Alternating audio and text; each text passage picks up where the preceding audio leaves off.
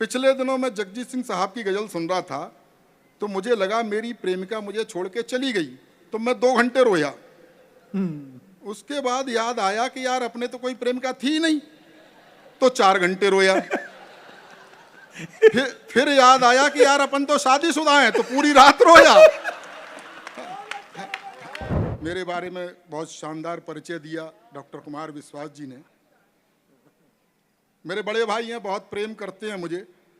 बताया मोटा हो गया है, खाना खाता रहता है। और मेरा और इनका वही प्रेम है जो आजकल इनका केजरीवाल के साथ चल रहा है। निपटाने में कई राम कथाएं लगी। तालियां बजा दीजिए एक बार। तभी राम का नाम सत्य सिद्ध हुआ। हाँ, बहुत प्रेम करते हैं। कई 17-18 देशों की यात्राएं मैंने इनके साथ की हैं। बहुत प्रेम करते हैं इसलिए ले जाते हैं, ऐसा नहीं है। वहाँ विदेश से इज्जत बचा के मैं ही लाता हूँ। अच्छा। जब भी किसी देश में हम जाते हैं, इमिग्रेशन से बाहर निकलते हैं, तो ज्ञान और कविता तो आदमी बाद में सुनेगा, पहले कद काठ ही देखता है। जैसे ये बाहर निकलते हैं तो कहते हैं भारत में भुखमरी है, और जब मैं बाहर निकलता हूं तो समझ जाते हैं क्यों है। इनके साथ वीआईपी सुविधाएं हमें मिल जाती हैं। भाई 22+ श्रेणी की सुरक्षा इन्हें मिली हुई है। कमांडो आ जाते हैं भीड़ से बचाने के लिए। आज तो बहुत कम लोग दिख रहे हैं, वरना लाखों की भीड़ होती है। ऐसे ऐसे कवि सम्मेलन हिंदी पट्टी में होते हैं, तो भीड़ से बचाने के लिए कमांडो आ जाते हैं। उनके साथ हमें भी बचाने के लिए आते हैं। घेरा बनाओ, घेरा बनाओ, घेरा बनाओ। मैंने कहा भैया इनका बनाओ, मेरा तो बना हुआ है। प्रेम प्यार की कविताएं ऐसी लिखी, पूरे देश दुनिया ने गाई। मैं इन चक्करों में पढ़ता नहीं हूँ। अच्छा। हाँ, मेरा मानना ये प्रेम प्यार की कविताएं कोई खास बात है नहीं। अच्छा। ये कॉलेज टाइम में जो कुछ हरकतें की गई होती हैं उसका काव्यानुवाद है। कॉलेज तो मैं भी जाता था, लेकिन मैं पढ़ने जाता था। अच्छा। हाँ, प्रयास मैंने भी किए कोई प्रेमिका हो, लेकिन ऐसा नहीं जैसा ये बताते हैं सब कुछ प्रेम में ठीक ठाक चलता है। हो सकता है इनको दिखी हो प्रेमिका की नीली नीली आंखें, तो वैसा लिख दिया। मुझे तो उसके बाप की लाल पीली पहले ही दिख गई थी।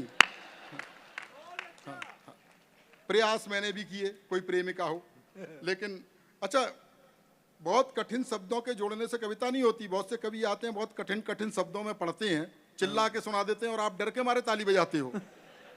हाँ, मैं बहुत सीधा सरल लिखता हूँ। थोड़ी देर आपका मन लगाना चाहता हूँ, उसके बाद आप डॉक्टर कुमार विश्वास जी के लिए आए हैं, उन्हें ही सुनेंगे, लेकिन मुझे सुनना ही पड़ेगा। मैंने भी प्रयास किए। अच्छा। परिणाम क्या हुआ, आनंद लीजिएगा। अखियां लड़ गई। वाह वाह वाह नहीं, परिणाम सुनो। अखियां लड़ गई, एक पल्ले पड़ गई, बात बढ़ गई, दिमाग को चढ़ गई, मेरी जिंदगी में एक कहानी और गढ़ गई। इजहार किया तो 3-4 जड़ गई, महीनों की आशिकी मिनटों में जड़ गई। वाह। समझ रहा हूं काफी लुटे पिटे लोग भी बैठे हैं। बंटी भाई किधर चले गए? बंटी भाऊ, बहुत बढ़िया शानदार आयोजन कराया आपने। अद्भुत है साहब। प्रेम प्यार की कविताएं मैंने कभी लिखी नहीं, गीत गजल के चक्कर में पड़ा नहीं मैं। गजल का क्या होता है, गजल जैसे अभी आप भावुक हो गए थे वीर रस की कविता पे। पिछले दिनों एक कवि को सुनता था, बात कुछ नहीं थी, तालियां बज रही थी। अच्छा, ये तो बहुत बड़ी कवियत्री हैं, देश की, अच्छा लिखती हैं, वरना हमारे यहाँ तो तरह तरह के, भाई विसंगति का दौर हर जगह आया है। हमारे यहाँ तरह तरह के वीर रस के कवि आ गए हैं, इन पर तर्क तो होते नहीं। एक कह रहा था, पाकिस्तान तेरी छाती पर इंच इंच पर तिरंगा गाड़ दूंगा। मैंने कहा भाई इसमें थोड़ा गैप कर ले। भाई इंच इंच पर गाड़ने के लिए निकलेगा कहां से? मैं तर्क का विद्यार्थी हूं। गजल का क्या होता है, गजल सुनने के बाद ऐसा लगता है, आदमी भावुक हो जाता है। गजल सुनने के बाद ऐसा लगता है कि अपनी 10-15 प्रेमिकाएं थीं और वो छोड़ के चली गईं।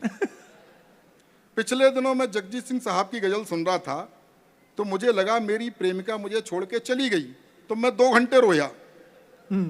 उसके बाद याद आया कि यार अपने तो कोई प्रेमिका थी नहीं, तो 4 घंटे रोया। फिर याद आया कि यार अपन तो शादीशुदा हैं, तो पूरी रात रोया। ये स्थितियां हैं।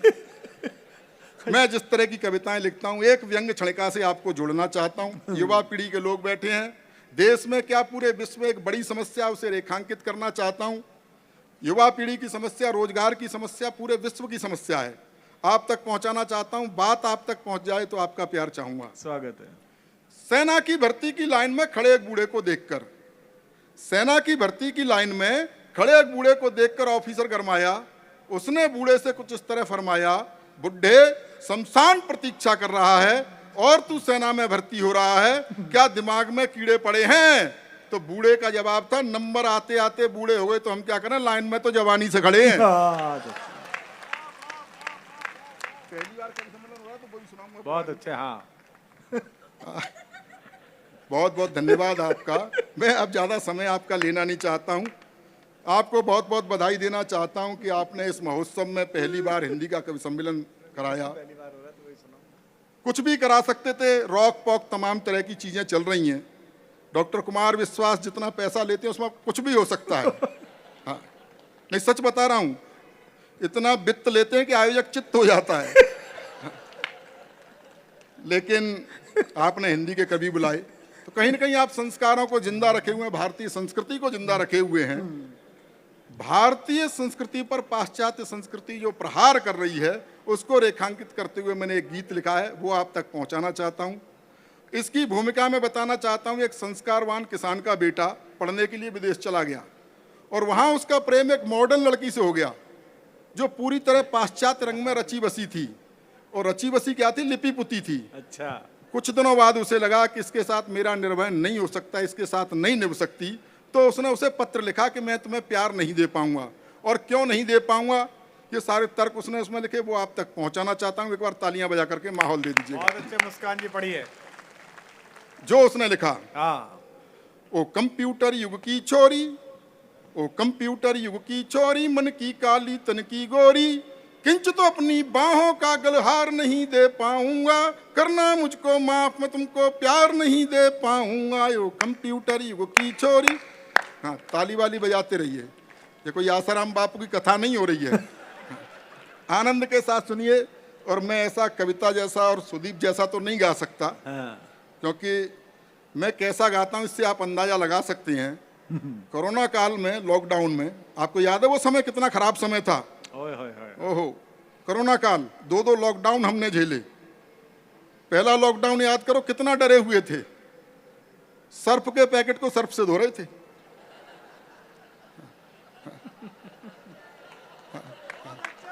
अच्छा। अपनी ही घरवाली के साथ घर में बंद थे, उसी की शक्ल देखनी पड़ रही थी। बहुत लोग समझ रहे थे कोरोना से मर गए, बहुत से तो शक्ल देख के मर गए। ब्यूटी पार्लर तक बंद थे। बाद में हमारे यहाँ सरकार को थोड़ी दया आई तो उसने शराब की दुकानें खुलवा दी, जिसे पी करके चुड़ैल भी सुंदर दिखाई देती है। उस लॉकडाउन में मैंने जागरूकता के लिए गीत लिखा। मैं कैसा गाता हूं ये बताना चाह रहा हूं आपको। घर से मत निकलो भैया, घर से मत निकलो। और इसकी प्रैक्टिस मैंने अपने घर में ही करी, कई बार गाया कि घर से मत निकलो भैया, घर से मत निकलो, तो मेरे घर वाले ही बाहर निकल गए। नहीं, मैं सच बता रहा हूं, बचपन में जब मैं गाता था तो मेरा छोटा भाई छत पे खड़ा हो जाता था। मैंने कहा, भाई तू छत पर क्यों खड़ा हुआ है? बोला, मोहल्ले वालों को बताना चाहता हूं कि मैं नहीं गा रहा हूं। लेकिन आप आनंद लीजिए, आपको आनंद आएगा। एक बार तालियां बजा दीजिए। ओ कंप्यूटर युग की छोरी, मन की काली तन की गोरी, किंच तो अपनी बाहों का गलहार नहीं दे पाऊंगा, करना मुझको माफ, मैं तुमको प्यार नहीं दे पाऊंगा। यो कंप्यूटर युग की छोरी, क्यों नहीं दे पाऊंगा? तर्क सुनिए। हाँ। कि तुम फैशन टीवी सी लगती, मैं संस्कार का चैनल हूँ। बहुत अच्छे। तुम फैशन टीवी सी लगती, मैं संस्कार का चैनल हूँ। तुम मिनरल वाटर की बोतल में गंगा का पावन जल बहुत हूँ। अच्छे। तुम करो गाड़ियों की मांगे में पाँव पाँव चलने वाला, तुम हेलोजन सी जलती हो, मैं दीपक सा जलने वाला। तो चमक दमक वाला तुमको संसार नहीं दे पाऊंगा, करना मुझको माफ, मैं तुमको प्यार नहीं दे पाऊंगा। यो कंप्यूटर युग की छोरी। लड़की मॉडलिंग करती है कि तुम रैंप पर देह दिखाती हो, मैं संस्कार को जीता हूँ। तुम रैंप पे देह दिखाती हो, मैं संस्कार को जीता हूँ। जब तुम्हें देख सीटी बजती, मैं घूंट लहू का पीता हूँ। तुम सदा स्वप्न में जीती हो, मैं हूँ यथार्थ जीने वाला। तुम जाम टकीला पीती हो, मैं हूँ मट्ठा पीने वाला। तो फास्ट फूड भी मैं तुमको हर बार नहीं दे पाऊंगा, करना मुझको माफ, मैं तुमको प्यार नहीं दे पाऊंगा। यो कंप्यूटर युग की छोरी। बहुत अच्छे। और तर्क सुनिएगा हाँ। कि तुम क्लॉक अलार्म से न जगो, मैं कॉक बांग से जगता हूँ। कॉक बांग से जगता तुम क्लॉक अलार्म से न जगो, मैं कॉक बांग से जगता हूँ। तुम डिस्को की धुन पर नाचो, मैं राम नाम ही जपता हूँ। तुम डैडी को अब डैड कहो, अंग्रेजी की भी अंग्रेजी। हाँ। तुम डैडी को अब डैड कहो, मम्मी को मॉम बताती हो। तुम करवा चौथ भूल बैठी, डे वैलेंटाइन मनाती हो। तो तुम्हें तुम्हारे सपनों का त्योहार नहीं दे पाऊंगा, करना मुझको माफ, मैं तुमको प्यार नहीं दे पाऊंगा। यो कंप्यूटर युग की चोरी। कि तुम पॉप म्यूजिक सी बजती, मैं बंसी की धुन का धुनिया। तुम पॉप म्यूजिक सी बजती, मैं बंसी की धुन का दुनिया। मुझ पर डॉट फोन भी ना, तुम पर इंटरनेटी दुनिया। तुम मोबाइल के मैसेज सी, मैं पोस्ट कार्ड लिखने वाला। तुम टेडी बियर सी लगती, मैं गुब्बारा उड़ने वाला। तो भौतिकवादी सुख साधन संचार नहीं दे पाऊंगा, करना मुझको माफ, मैं तुमको प्यार नहीं दे पाऊंगा। वो कंप्यूटर युग की छोरी। अंतिम बंद पढ़ता हूँ। इसमें कुछ प्रतीक राजनीति से हैं। कवियों का, साहित्यकारों का किसी भी राजनीतिक दल से कोई लेना देना होता नहीं है। मस्ती में लिखा है, मस्ती में सुन लीजिएगा। और मैं तो उत्तर प्रदेश से आता हूँ। हमारे यहाँ नेता बड़े कमाल कमाल के हुए। नेताजी मुलायम सिंह, उन्होंने एक बार बयान दिया था, काफ़ी चर्चा में रहा था, कि लड़कों से गलती हो ही जाती है। बाद में नारायण दत्त तिवारी जी ने माथा कूट लिया, बोला गलती से लड़के हो जाते हैं। अंतिम बंदा, इसमें जो अंतिम नाम आए उन्हें प्रणाम कर लीजिएगा, क्योंकि वो हमारे कुनबे से भी थे। कि मैं धरती पुत्र मुलायम सा, तुम हो कठोर माया जैसी। मैं धरती पुत्र मुलायम सा, तुम हो कठोर माया जैसी। मैं सिंह गर्जना वाला हूँ, तुम हथनी की काया जैसी। तुम सब कुछ अपना हार चुकी, तुम सब कुछ अपना हार चुकी। मैं जीता हुआ जुआरी हूँ, तुम इटली की रानी जैसी। मैं देसी अटल बिहारी हूँ। तो तुमको अपने जीवन की सरकार नहीं दे पाऊंगा, करना मुझको माफ, मैं तुमको प्यार नहीं दे पाऊंगा। बहुत बहुत धन्यवाद।